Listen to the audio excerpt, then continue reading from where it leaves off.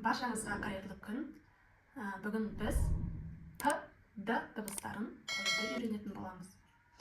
Көбінесе балалар Т, Д дыбыстарын К, Г дыбыстарымен алмастырып айтып жатады. Оның бірнеше себептері болуы мүмкін. Мысалы, балада тілдің ұшының тонусы төмен болуы мүмкін. Немесе демді дұрыс бағытта шығармауы мүмкін. Ең бірінші Т дыбысын қоймас бұрын біз Т дыбысының дұрыс артикуляциясын еске түсіріп алайық. Т дыбысын айтқанда аузымыз кең ашылады, еріндеріміз жымияды, жалпақ тіл үстіңгі тістің артына тиіп, күшпен итереді. Тіл тіске тиген соң кері шегінеді. Ауа ағыны жылы болады, бірақ қатты екпінмен шығады. Тамақтан дыбыс шықпайды. Ал енді байқап көрейікші. Аузымызды кең ашып, ыздап жымиямыз, мұрынмен тыныс алып, тілді үстіңгі тіске тіреп, тіл ұшына бағытталған демді шығарамыз. Балғамен ұрған сияқты дыбыс шығады. Енді өзімізді тексеріп көрейік. Т дыбысын айтқанда жылы ауа ағыны иегімізге қарай бағытталған болып шығады. Сондай-ақ тілдің екі шетінен ауа ағыны шықпауы керек. Ол кезде тіл жіңішке болғаннан болуы мүмкін. Сондықтан тілді босатып айтуымыз қажет. Егер бала сонда да Т дыбысын айта алмай жатса, онда біз оған механикалық жолмен көмектесеміз. Яғни бала тілін шығарып үрлеуге үйретеміз ең алдымен. Бала тілдің ұшына үрлеп үйренген соң, тілді астынан тісіне қарай көтереміз. Қолымызбен көмектесеміз, не болмаса шпательдің көмегімен көмектессек болады.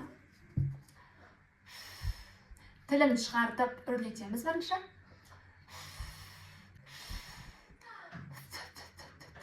Немесе балаға мынадай қағазды баланың аузына әкелеміз және тілін шығарып Т дыбысын айтуға үйретеміз.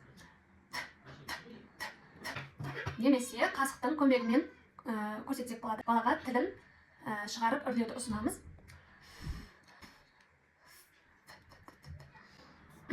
Немесе балаға тілінің ұшына қағазды қойып түкіруді ұсынамыз.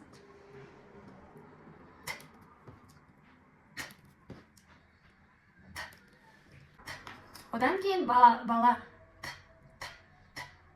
деп түкіріп үйренгеннен кейін оған А дыбысын қосып айтуды ұсынамыз.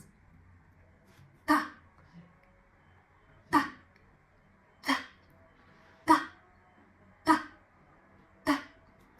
Басында жай айтамыз, одан кейін дауысты жоғарылатамыз. Та, та, та. Т дыбысын анық айтып үйренгеннен кейін біз тілімізді үстіңгі тістің артына қойып айтуды үйрететін боламыз.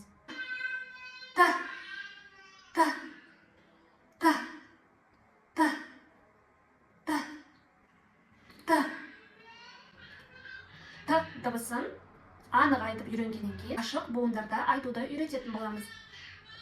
Та, та, та, то, ту, ти, та. Және тұйық буында айтып үйренеміз. Ат, от, ут, ит. Кейін жеңіл сөздерде айтып үйренетін боламыз. Ата, ата, та, та, та, ата. Ары қарай бала анық айтып үйренгеннен кейін Т дыбысын сөздерде ары қарай үйретіп машықтандыратын боламыз. Балаға Д дыбысын айтқызу үшін дәл осылай тілдің артикуляциясы дәл осылай болады. Тек тамақтан дыбыс қосамыз. Мысалы, Т, Т, Т десек, енді Д, Д, Д, Д, Д деп дыбыс қосып айтамыз. Және Д дыбысын шығарғаннан кейін оны да буында машықтандыратын боламыз. Бірінші ашық буында айтамыз. Да, до, ду, ди, д, де. Және тұйық буында ад, од, уд, ид, ыд. Кейін жеңіл сөздерде айтып бастаймыз. Доп, дос, айдос. Ары қарай сөздерде және сөйлемде машықтандыратын боламыз. Егер менің видеоларым сізге пайдалы болса, менің парақшама тіркеліп, лайк басып кетіңіз.